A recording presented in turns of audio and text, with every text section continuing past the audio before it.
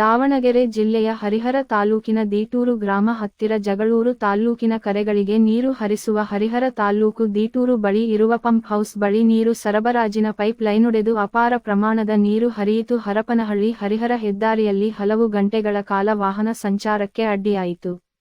ವರದಿ Firoz Irfan MH. ಎಸ್ಜಿಸಿ news Kannada Harihara.